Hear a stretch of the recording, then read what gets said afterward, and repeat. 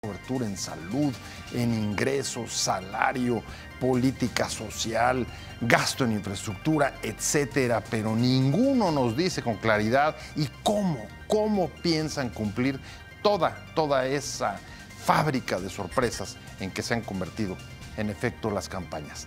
De eso vamos a hablar hoy en Opiniones Encontradas, ya de cara al próximo debate que va a tratar temas económicos, inversión, comercio exterior, etcétera. Soy José Buendía, muchas gracias por estar con nosotros en este programa en el que todas las ideas se pueden cuestionar siempre que se debatan. Vamos a ver algunas de las promesas que han hecho los candidatos y que han tratado de explicar sus propios equipos para regresar aquí a nuestro foro a tratar de analizarlas y ver pues, cuáles son o no viables. Las campañas despliegan cuantiosas promesas de política social y crecimiento económico, pero una fuerte discusión ocurre cuando se preguntan por los cómo se financiarán los programas y cuáles serán las prioridades a la hora de que jerarquicen problemas como el de las pensiones, la cobertura en salud, el gasto en infraestructura o el salario. Con una tasa de crecimiento similar al 2% promedio de los últimos 30 años, no alcanzará para todo, y el próximo gobierno que salga de las urnas tendrá que elegir dónde pondrá los huevos de la canasta para cumplir sus promesas o aumentar la actividad económica por encima de ese porcentaje. Otra vez, pero ¿cómo le hará? Casi todos los candidatos hablan de elevar la inversión en infraestructura, que en el actual sexenio cayó a uno de sus peores niveles en décadas como requisito para potenciar el crecimiento. Otros racionalizan el gasto público para la política social y también plantean crear un ingreso básico universal o elevar el salario para recuperar el poder adquisitivo. Lo que se cuidan de especificar es qué harán cuando tengan que definir el peso de cada política o tengan que elegir entre distintas prioridades. En unos casos se comprometen a privilegiar la estabilidad macroeconómica, como se ha hecho hasta ahora, y en otros se aviva el temor de que las políticas asistencialistas o populistas rompan y desborden el control del déficit público y la deuda. Por lo pronto, el salario tiene hoy dos aliados en el país: la renegociación del Tratado de Libre Comercio y las campañas electorales. Incluso, los empresarios como los de la Coparmex empujan por su elevación incluso antes de que concluya la elección. La economía será uno de los temas del próximo debate. ¿Resultará determinante en las preferencias electorales? Andrés Manuel López Obrador buscará fortalecer la política fiscal del país y respetar la autonomía del Banjico, expuso Abel Gibert, asesor económico del candidato de Morena. Agregó que es imprescindible hacer una reforma fiscal, pero no solo en un sentido de recaudación, sino en hacer una revisión exhaustiva sobre la asignación de los recursos. Se buscará reducir el gasto corriente e impulsar la inversión pública que está en niveles muy bajos. Salomón Chertorivsky, del equipo económico de Anaya, afirma que México registra el salario mínimo más bajo entre países que conforman la OCDE. Dijo que se necesita una política salarial de recuperación y una canasta de bienestar para el salario mínimo en el 2022. Sobre los cuestionamientos a la propuesta del ingreso básico universal, Chertorivsky reconoce que no se ha implementado en ningún país. Sin embargo, ¿por qué no ser el primero en implementar esta política?, aseguró. El asesor económico de MIT, Luis Madrazo, resalta que no se puede dejar pasar la oportunidad de hablar de una política congruente y responsable. A México le ha costado mucho desde los años 60 tener políticas fiscales ordenadas y una política monetaria autónoma como las que han logrado en ese periodo, expuso. Además agregó que la competitividad del país no reside en solo un esquema fiscal. Las empresas que vienen a México a invertir no lo hacen solo por una ventaja fiscal, sino por otro tipo de incentivos como la solidez financiera. El secretario del Trabajo, Roberto Campa, dijo que las propuestas que han realizado los candidatos a la presidencia de la República sobre incrementar por arriba de 100 pesos el salario mínimo solo obedece a criterios políticos y no por criterios por racionalidad económica. El riesgo es que sea mayor el costo que el beneficio que se tiene. Vamos con opiniones encontradas, como hemos visto ya en lo que va de la campaña. Unos a otros se llaman populistas, otros asistencialistas, se califican o califican las políticas. Peligro para la inversión o ideas descabelladas, impracticables. Todos estos epítetos lo hemos estado viendo entre uno y otro pero a su vez no dejan de hacer promesas sobre crecimiento, sobre desarrollo, sobre inversión, sobre desarrollo social, sobre políticas de esta materia.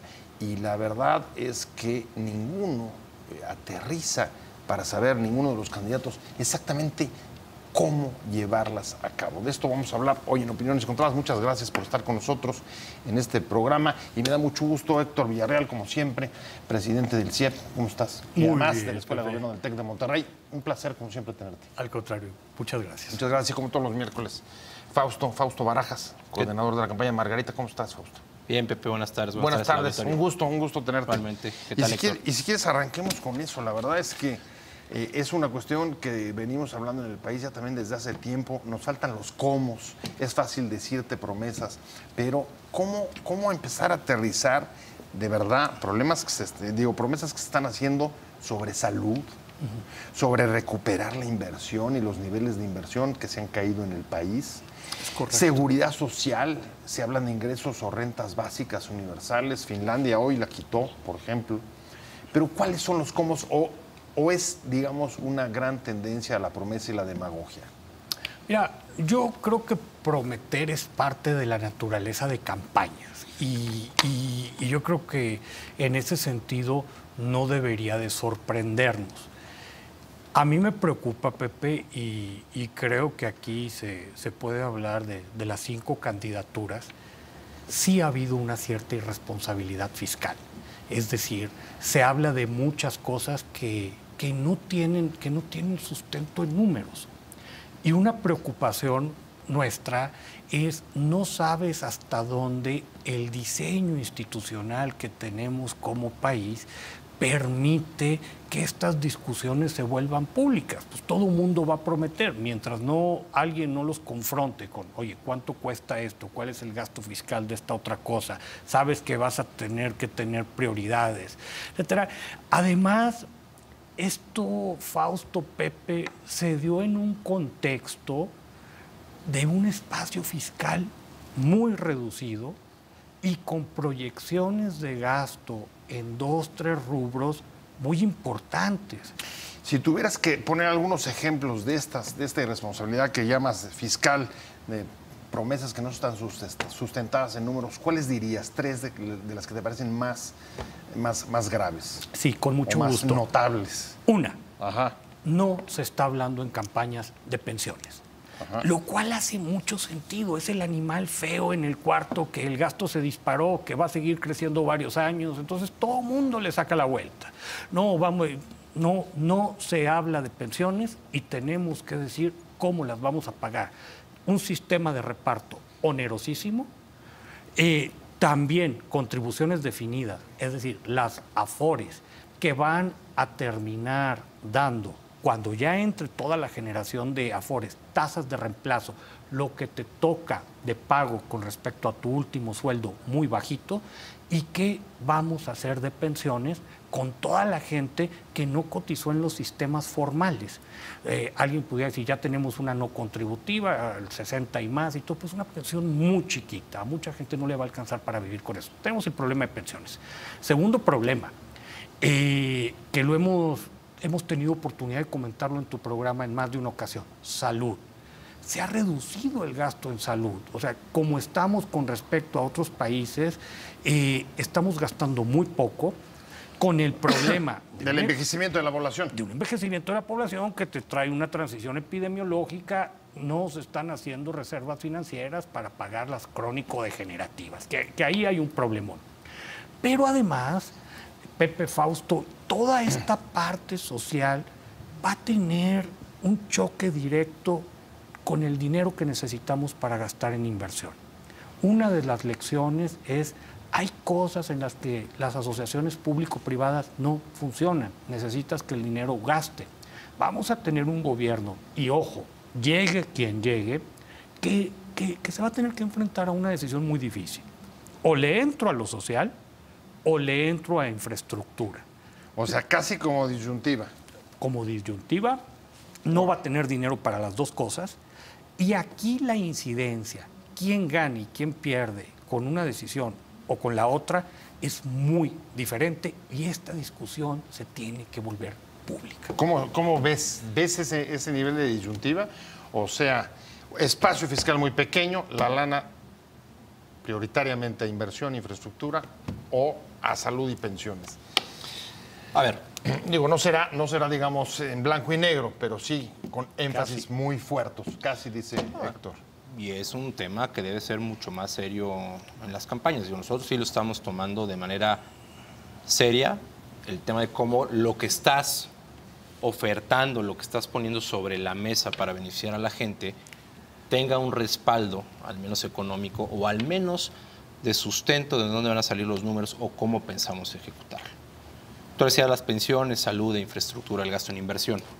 Pensiones, por ejemplo, nosotros sí tenemos contemplado y hemos observado el tema que es un reto. De hecho, hemos platicado mucho, por ejemplo, con el presidente de las Amafores, con Carlos Noriega, por el reto que tiene el tema y lo que viene. Hoy en día, pues estimas que hay cerca de 8 millones de personas arriba de los 65 años en México. Ajá. 10 millones, sí, sí. Si tú, y eso hemos visto, hoy tienes muchos programas a nivel federal de adultos mayores y en los estados, pero si tú hablaras en un tema de garantizar al menos un ingreso equivalente a lo que marca el Coneval, que estuvieras del orden, o un salario mínimo, que más o menos se parece, ¿no? Entre el salario mínimo y lo que te marca el Coneval como mínimos de bienestar para una persona, estás hablando un poquito menos de 3,000 pesos.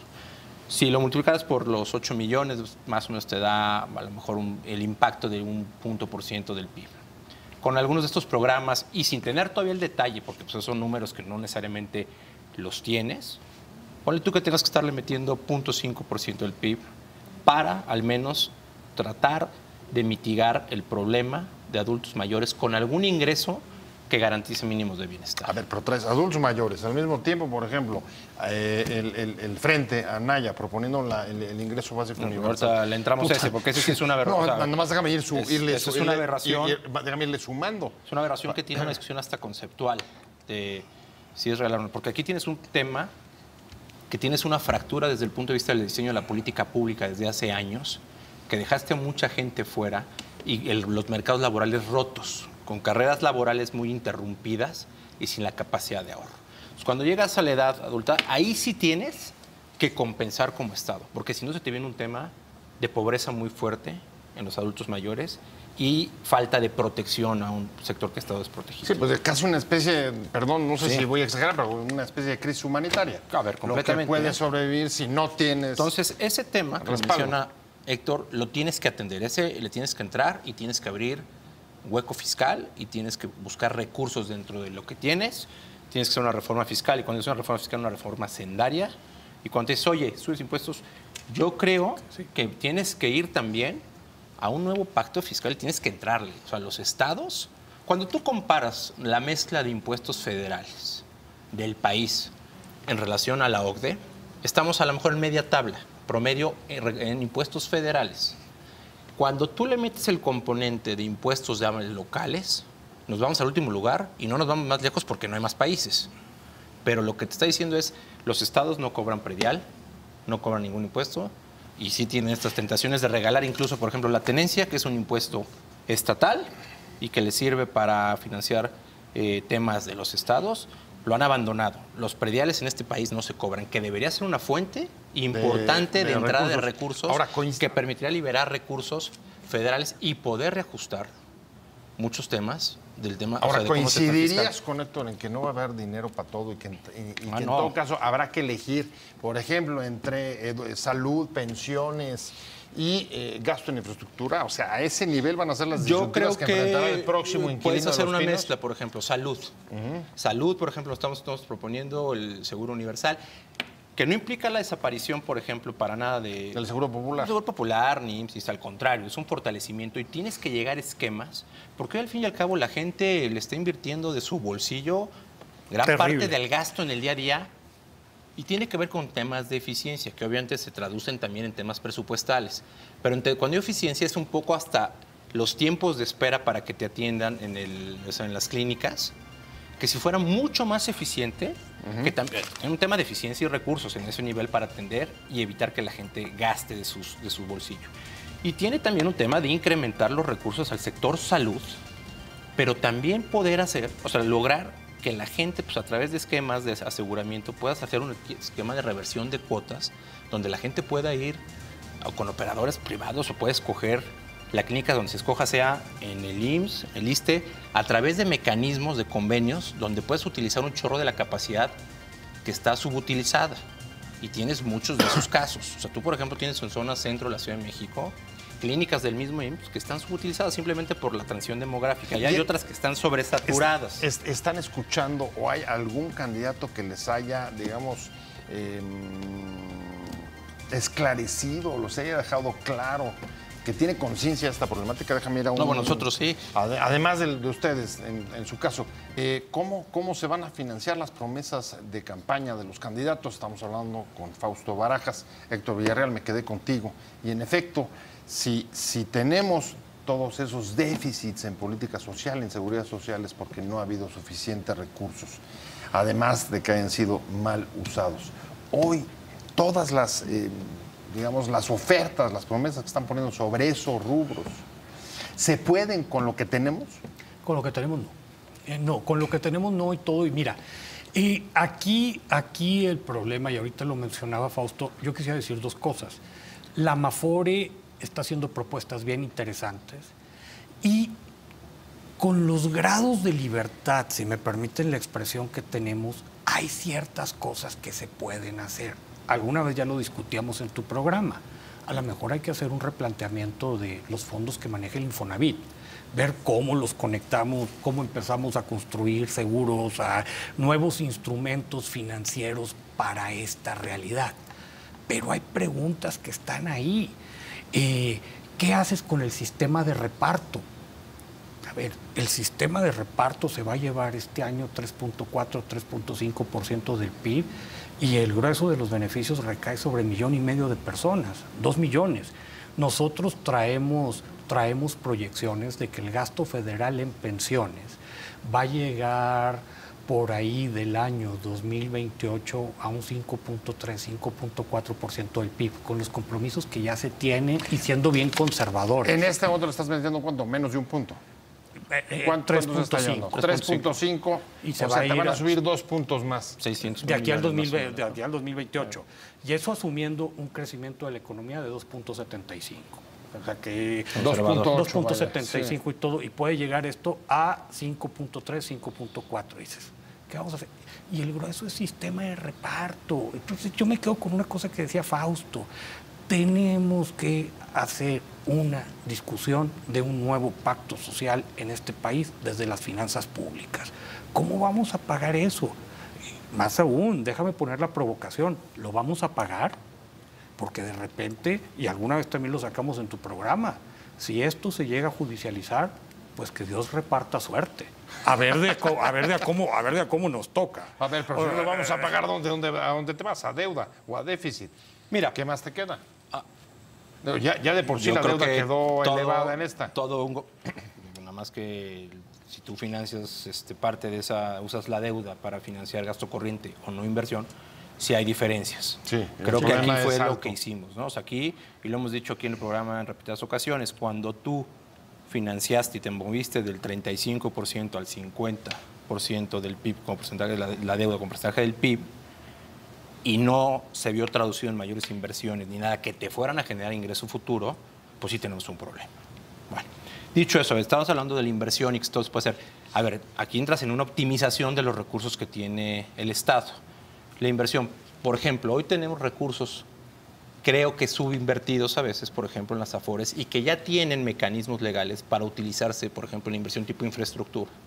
Habría que entrarle a mecanismos mucho más innovadores para usar esos recursos, garantizando la fuente de repago para que te dé un mejor retorno, pero ahí está sentado, yo creo que en cerca de ser el 20% del PIB, lo que tenemos acumulado, el equivalente al presupuesto de egresos de la Federación de este año, un poquito menos de 5 billones, ¿no? Un poquito menos. Esos recursos puedes utilizarlos, puedes invertirlos de manera efectiva, garantizando, en términos legales, no al estilo Argentina ni al estilo López Obrador, que luego les pueden meter mano, pero garantizando esos recursos para que vayan esquemas innovadores en esquemas de acciones A público-privadas. ver, esquemas innovadores en el manejo de fondos. Está, tú lo acabas de citar, también la propuesta del Obrador, reduciendo el gasto y evitando corrupción. Se liberarían, dice él, recursos suficientes, no me haga mucho caso, pero creo que lo que hablaba hasta de 100,000 millones para meterlo a educación y infraestructura. ¿Eso es viable? No. Él habla incluso de una cantidad más grande, haciendo ahí unas cuentas muy alegres de que fue algo así como de que él vio un estudio que 20% del presupuesto paraba en corrupción. Dice, pues a lo mejor yo no puedo pescar el 20, pero sí puedo pescar un 10 y tengo 500,000 millones de pesos. O sea, no, pero no hay manera. ¿es estimado o sobreestimado? No, Estimo, un estudio que estima y yo estimo que... Ese número es una figura literaria. Déjame poner. Sí, casi como una estimación a veces. Y concediéndole a la palabra estimación. Porque casi todo está, hay un porcentaje, sí hay economías, sí hay cosas que se pueden controlar por gasto, todo, pero la sorpresa, ahí el equipo ha arrastrado el lápiz. La verdad es que ya tu poder separar sin pasar por Congreso, sin modificaciones de leyes, 100,000, 150,000 millones de pesos, ya es un esfuerzo draconiano.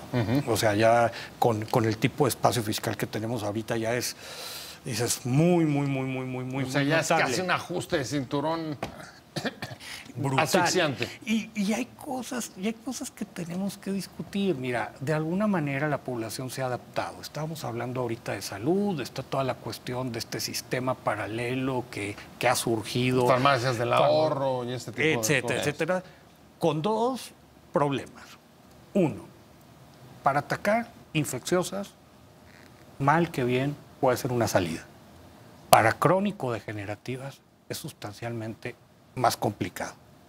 Y de repente, y perdón por el tema tan específico, este tipo de cosas tienen externalidades que nos van a pasar la factura a la vuelta de la esquina. Se están recetando un montón de antibióticos. Imagínense al rato la cantidad de bacterias que vamos a tener resistencia. Ahora, hay una cosa que me preocupa. A ver, sí, tenemos una gran prioridad y una deuda y un déficit y se rompió, como tú decías hace rato, el mercado para los adultos mayores, pero también traes una bronca con los jóvenes que no están ingresando o tienen un problema de precarización laboral.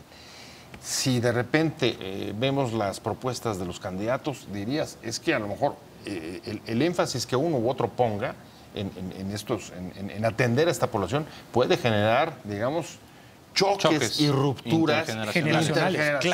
Claro. Si voy para salud y adultos mayores, pues privilegio una población en detrimento seguramente porque no alcanza para todos y me cargo, digamos, o reduzco el impacto con los jóvenes. ¿Tú lo crees así? ¿Lo ven los dos así? ¿Ven ese riesgo? A ver, yo sí. Es un reto, y es un tema que tienes que atender. Y por eso el tema de las propuestas y los programas tiene que ser serios. A ver, no es un tema de estas ocurrencias de regreso al desarrollo estabilizado. A ver, aquí tienes problemas en serio de fondo. El ingreso básico universal es cuando te voltees y dices, a ver, multiplica lo que te dice el Coneval, 2,900 pesos, por, vamos a poner el padrón electoral, porque son los mayores de edad, ¿no? Sí. Pues te da ahí la friolera, pues casi lo que está en las Afores, o casi lo que es el presupuesto de la Federación. O sea, imagínate que lo dupliques. Sería una u otra, hombre, prácticamente. es inviable. Entonces, ¿para qué haces este tipo de cosas? Hay que entrarle a temas de verdad, que es, a ver, traes temas de salud, de financiar gasto, temas de adultos mayores, tienes que ver toda esta gama de jóvenes, por ponerlo la definición de jóvenes, entre 18 y 30 tenemos cerca un poquito menos de 30 millones, 29 millones de mexicanos. ¿Cómo abrir espacios para que se integren al mercado laboral o puedan generar empresa? Y ahí, bueno, a ver, tienes que buscar mecanismos ya después efectivos de política pública aplicada, pero a ver, un concepto básico que tiene que ocurrir en este país como temas de libertad económica es el gobierno debe dejar de estorbar, tiene que facilitar, tiene que disminuir toda la regulación que hay a nivel municipal, estatal y federal que permita que la gente haga empresa. Hoy, tú quieres empezar con una empresa y es complicadísimo. O sea, la gente que emprende sí, quiebran. O sea, ¿cuántas de las empresas que hay en México tú debes tener el dato? Pero después de 2 años creo que ya es casi una proeza.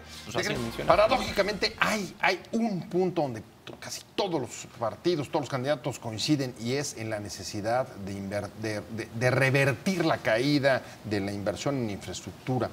que en este gobierno se cayó. Y también hay una discusión que convoca a todos sobre el ingreso básico. Es curioso, pero en efecto la inversión sí es un tema de acuerdos.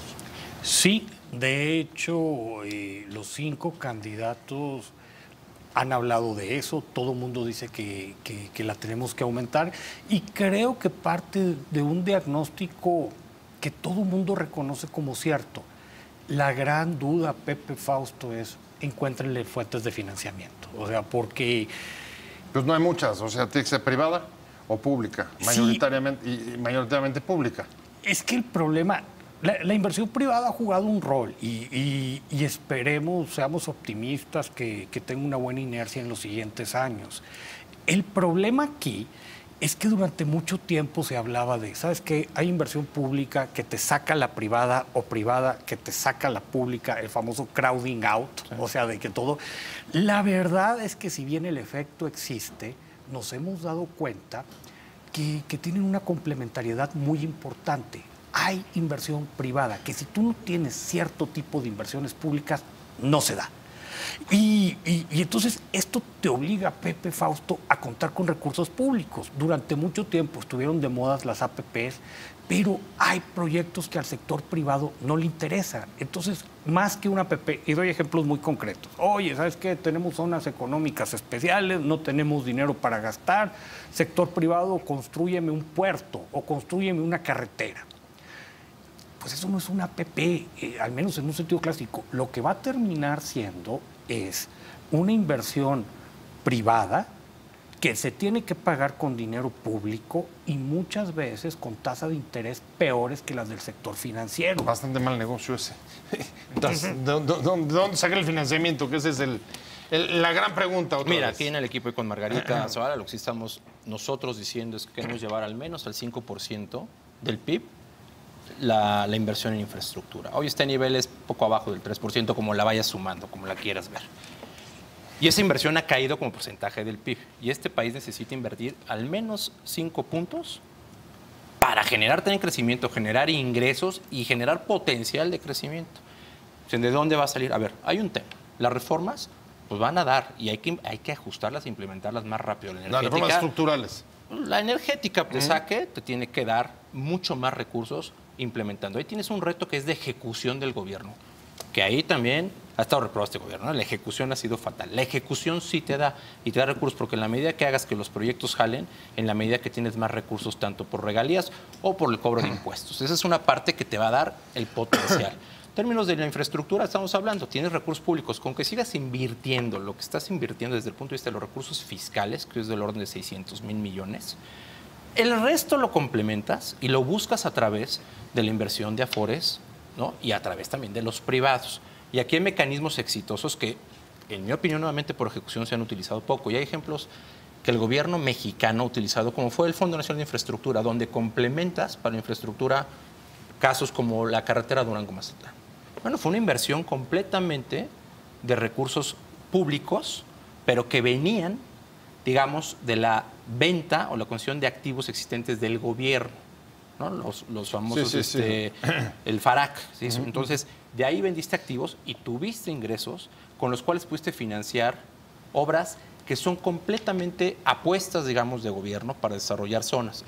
Durango, y si tú ves Mazatlán y todo el corredor que va desde Mazatlán hasta Matamoros, ha cambiado la dinámica económica, que habría que ver todos los datos de cómo, por ejemplo, la ocupación hotelera en Mazatlán.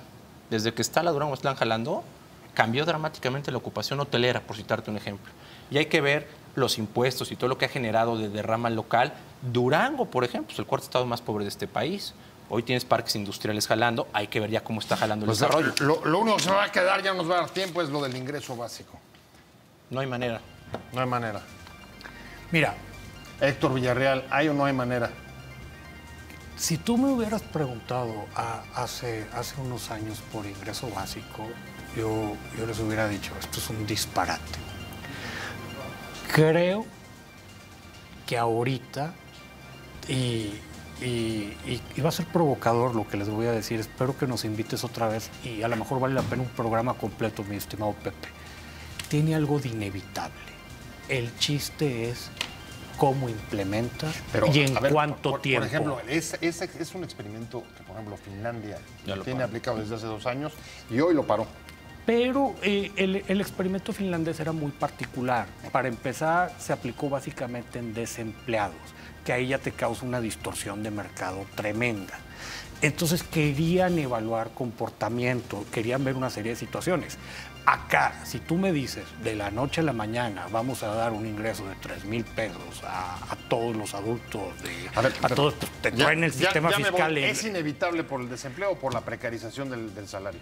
Es inevitable por cambio tecnológico y para ajustar una serie de derechos. Pero no quisiera que se quedara el público. Automatización, wow, ese tema se nos quedó ahí sobre la mesa. Pero el asunto, Pepe Fausto, se va a llevar mucho tiempo y tienes que hacer toda una construcción financiera. O sea, no hay manera de tener un ingreso básico inmediato. No se puede improvisar, eso es lo que quieres decir en el fondo. Muchas gracias, Fausto Barajas, muchas gracias, Héctor Villarreal, gracias a los dos, pero sobre todo gracias a usted por haber estado con nosotros hoy aquí en Opiniones Encontradas.